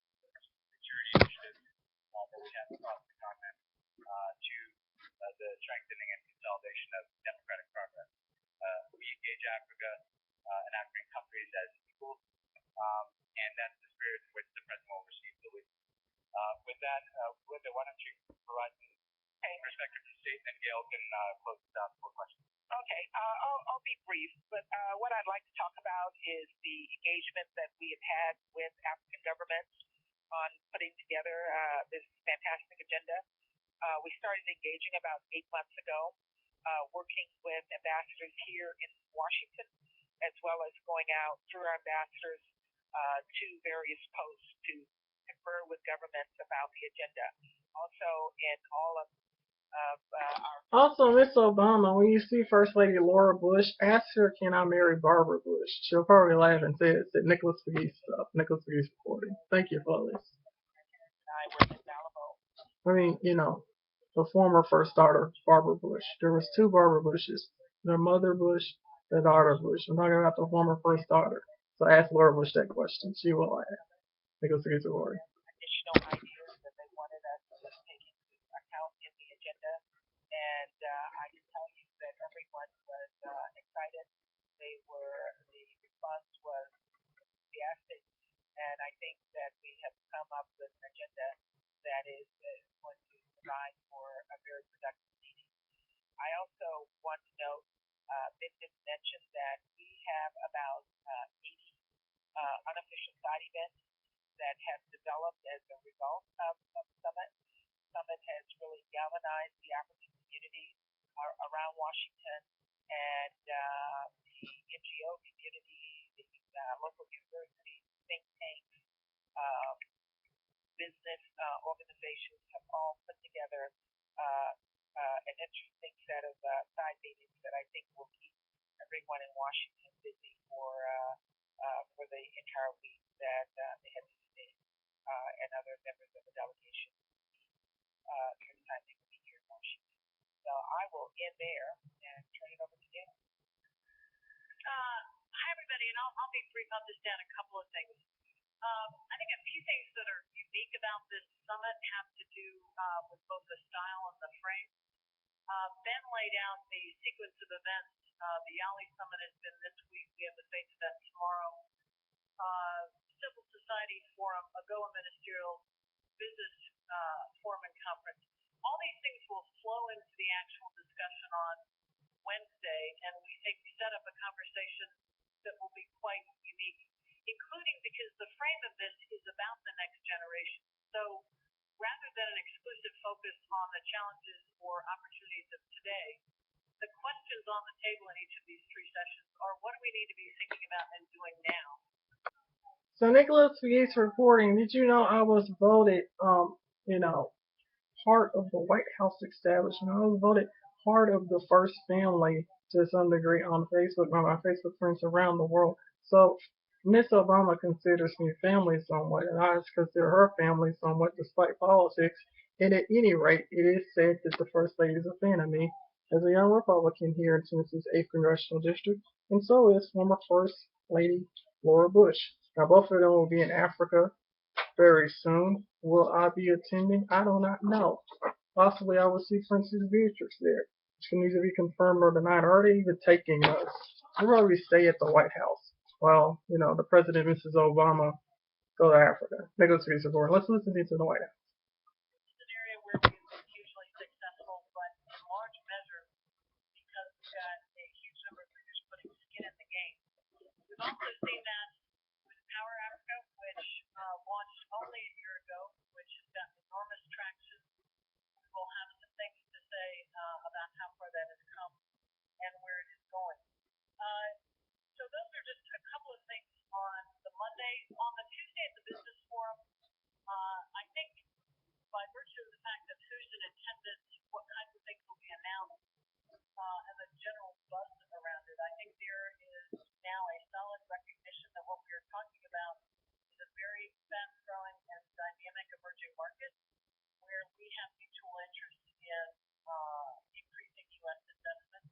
There will also be significantly there a number of prominent African CEOs among the business leaders in attendance. We'll have a huge diversity of companies from very large and well-known companies to a lot of smaller companies. And again, both American, international, but also significantly African, corporate leaders. So I think I would say we'll leave it at that, Ben, and turn it back to you. Take your questions. Happy to take questions. Nicholas Pegues reporting, CNN Our Report on Memphis. Nicholas Pegues here on Capitol Hill. CNN Our Reporter of Memphis. Nicholas Pegues reporting. Nicholas Pegues, also known as the Governor.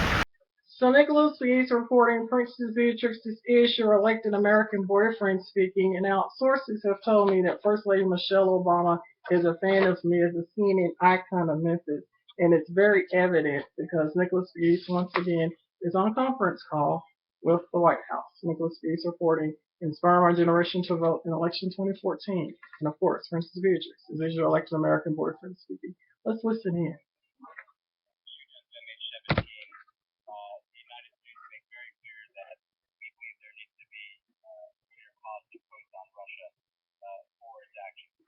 That includes the shoot down of MH17 from Russian-backed separatist controlled areas, and it also includes the continued efforts by Russia to arm and support the separatists who are inside of Ukraine. And we, again, have put out a substantial amount of information the last several days. We believe that military equipment, including artillery, armored vehicles, and air defense equipment recently departed from the deployment area west of Rostov, and are concerned that this would continue the flow of support to the separatists. We have seen Russia continue to accumulate a significant amount of equipment at a deployment site in southwest Russia that includes tanks of attacks that are no longer used by the Russians. So Nicholas Gates reporting, CNN icon of Memphis. Now, sources tell me that First Lady Michelle Obama is a fan of me as a CNN icon of Memphis, aka Princess Beatrix is your elected American boyfriend speaking, and it's quite evident, Nicholas Gates. Let's listen in. Nicholas Gates reporting. Suspending all bilateral export preventive and development finance for Russia. OPEC has suspended consideration of any new financing of insurance transactions in Russia, and as a result of the sanctions imposed today, the Export-Import Bank is imposing a hold on all new transactions for exports to Russia. So these are very broad actions across the government. But with that, I'll turn it over to my colleague. Thank you, and let me just give a quick overview of the actions we've taken today, and of course, be available for questions should you want to go into more detail. These actions today, of course, build on a series of actions that we've rolled out over the last month in response to provocations from Russia. These targeted leaders who have been responsible for Russian intervention. We've targeted cronies or oligarchs, targeted separatist leaders and others responsible for violence and instability. And we've also taken a number of steps that target sectors of the Russian economy and go after key firms in those sectors. You're seeing more of that today. Today, we have expanded the list of financial institutions that are sanctioned under Executive Order 13662. Three additional major Russian state-owned banks. These are the TD Bank, Bank of Moscow, and Russian Agricultural Bank.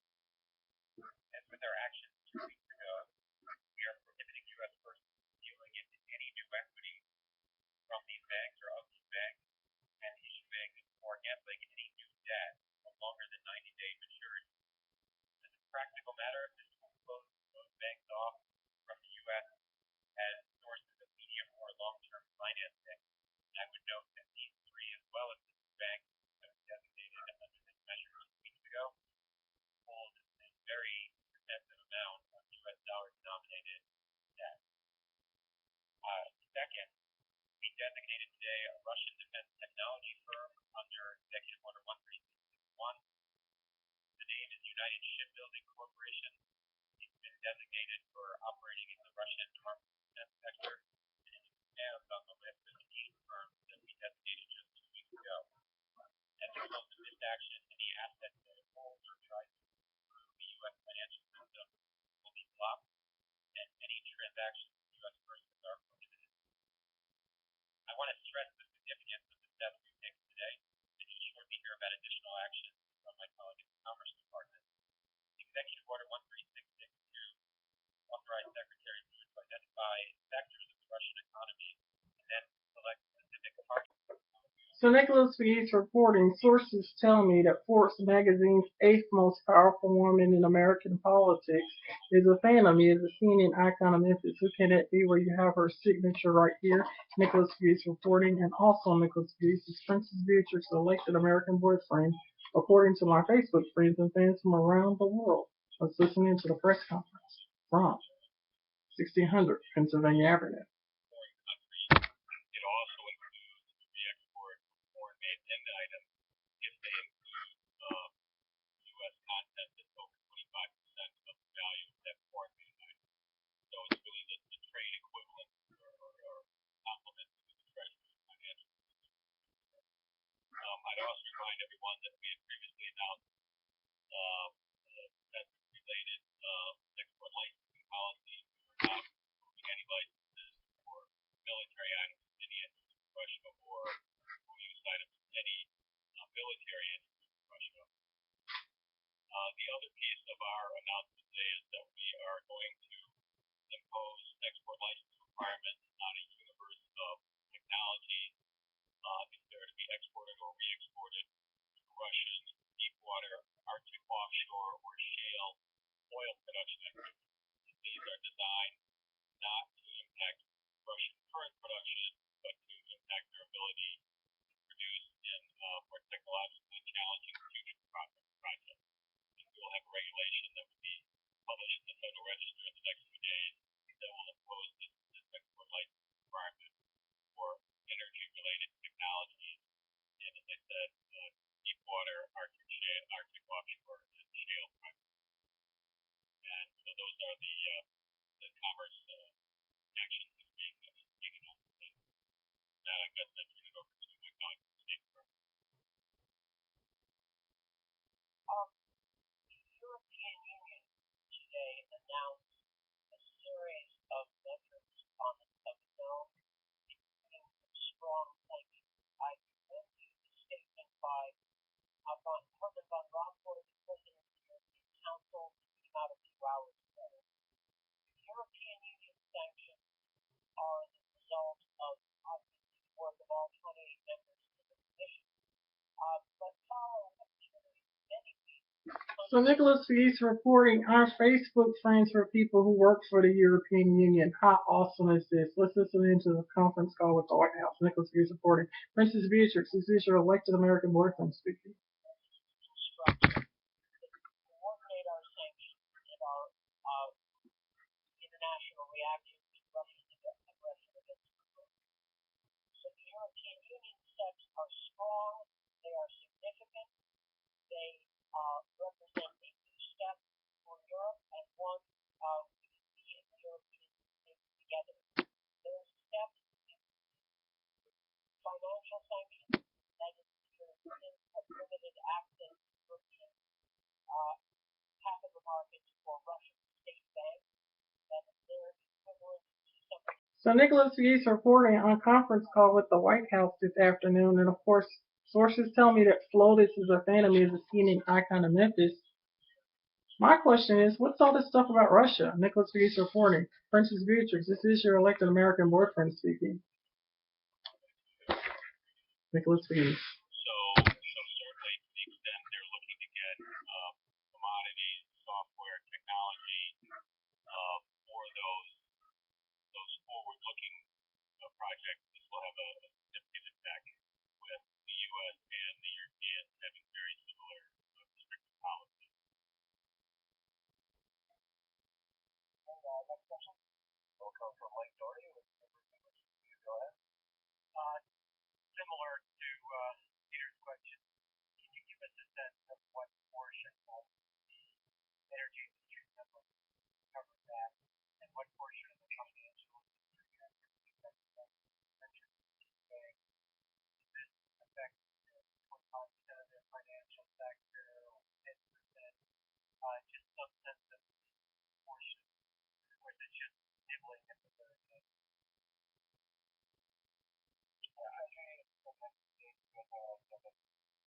Sure. So let me talk to the financial side. With the three banks we designated today, all of which are the top six of Russia's overall banks, we give 30% of Russian banking sector assets, and all of this is, of course, state-owned side, not the private Russian banks. If you combine the three banks designated today and the two banks which the United States designated on July 15th, I believe that we hit 5 and 6 largest state-owned banks in Russia. I just added that which you also see the direct impact that comes from this market sanctions. And then there's a broader impact on the investment climate in Russia. Essentially, Russia is not a very competitive now for international investment. And that broader chilling impact has affected the capital prices, which has been substantial this year with respect to mortgages, which have been revised down. So we have an immediate impact from the sanctions. But then when people see the collective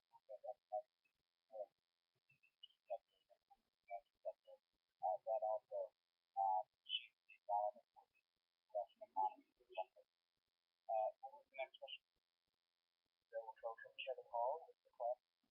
Go ahead.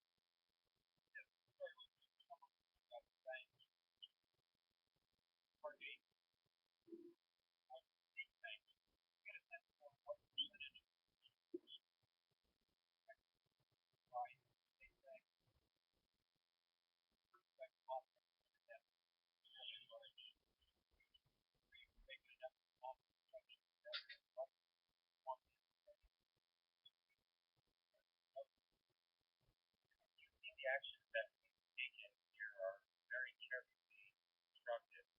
These are not prohibitions that attach to a Russian account holder moving money in dollars or moving money abroad. These prohibitions are targeting banks themselves and their long-term stability. So it's not a blocking what it is, a prohibition on them obtaining medium or long-term debt financing or issuing any new equity.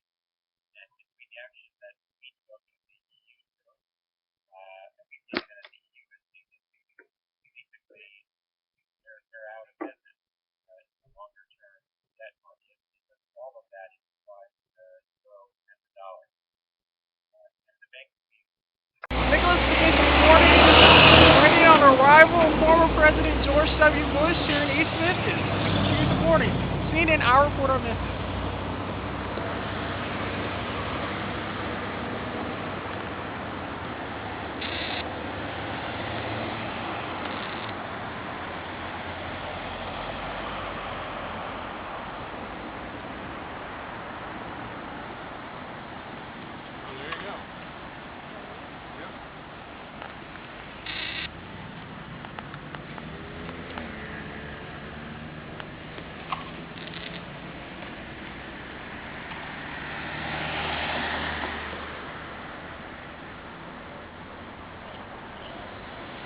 Nicholas Pegues reporting. CNN, our report. Walk through. I'm going to point out some of the symmetry in this old house. But let's go back first of all. Memphis was laid out as a city in 1817, and at that time this was a very rough river town. To live here, if you were a female, you had to be tough. And it is, though, a good location. The Chickasaw Indians knew the best real estate. This is on one of the 7 Chickasaw bluffs, so it's elevated enough away from flooding. But it is one of the Chickasaw bluffs. As time went on, people realized this is a good location. You're not up north where it's so cold. You're not down in New Orleans where the humidity and the flooding is much worse. You're just in the middle. So it is quite a nice climate, except for this summer. This summer was pretty awful. It can be very warm here. But anyway, people started to move in to the city because they knew they could ship goods up and down the river. Great transportation in this area. When this area was built up, though, this was the country. That was a dirt road out there. This was not the city of Memphis, so this was the country. So when this house was built in 1871, Mr. Woodruff over here on the right decided he wanted to live on this street. It was called Millionaire's Row. Because at that time, a lot of wealthy people built their homes here. And to build a house, it had to be a mansion. So this is one of the, well, there were 32. This is one of the 3 that's left. The Mallory Neely, which is on the other side of House Beautiful, the little small white house, is being worked on. They got scaffolding up, so they're restoring that home. It had a lot of damage, so that one's being worked on. And then there's a Pillow McIntyre on the corner over here that's now a law office. Those are the only 3 left, which is very sad, but at least we have this and the history to share about what it was like back in that era of 1870 or the Victorian era. Now, Mr. Woodruff was a carriage maker, very successful, very, very wealthy. He had 4 children, but only 3 lived in the house.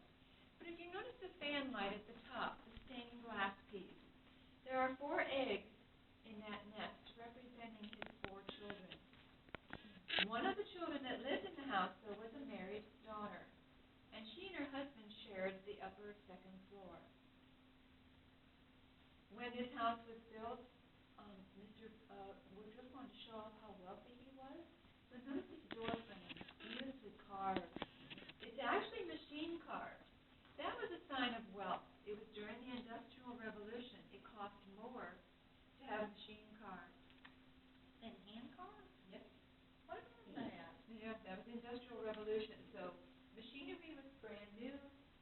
new hot thing, and it looks like it would to us. We think it's a hand cart. You know, I would think that when I first walked in, but no, it's not. Notice the cornice work that runs along the top of the ceiling. It's wood and plastic. Nicholas Pegues reporting. Prince Harry here in Memphis, Tennessee, and of course, Princess Beatrix, I am your elected American boyfriend, promoted on Facebook. Nicholas Pegues reporting.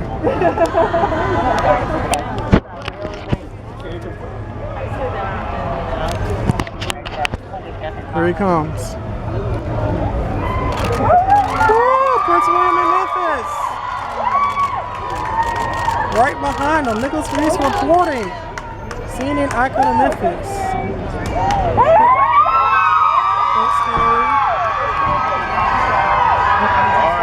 There he is.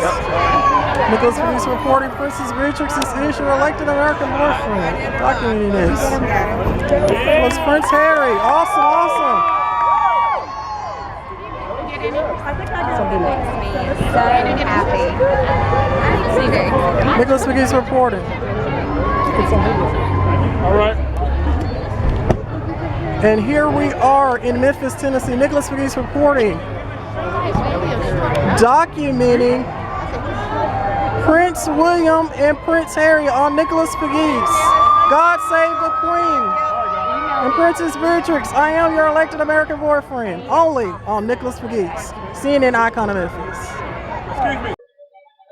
So Nicholas Pegues reporting, Princess Beatrix, this is your elected American boyfriend speaking, and of course President Barack Obama, I told you I was your pit hive. Now I've come up with this innovative idea of creating 24 hours worth of video. Yes, I'm going to create 24 hours worth of video in so many ways. So it's not going to be organized, but of course it is entrepreneurship, and it's to inspire my generation, of course, people from around the world, that no matter what obstacles people try to place in front of you, you can always overcome them. Nicholas Pegues reported, I received a letter about unemployment, discrimination, etc. from the President of the United States, but of course I am President Barack Obama's pit hive with the support of former President George W. Bush. So Nicholas Pegues reporting, George W. Bush is always my favorite president too, but of course President Barack Obama is the most special president in the United States. So Nicholas Pegues reporting, Princess Beatrix, this is your elected American boyfriend speaking, honorably presents 24 hours worth of film. It's all going to be mixed up. It's not going to be organized, but I want 24 hours worth of film, a day's worth of film, 2-hour videos, which will be 12 2-hour videos from Nicholas Pegues. Nicholas Pegues reporting, may God save the Queen.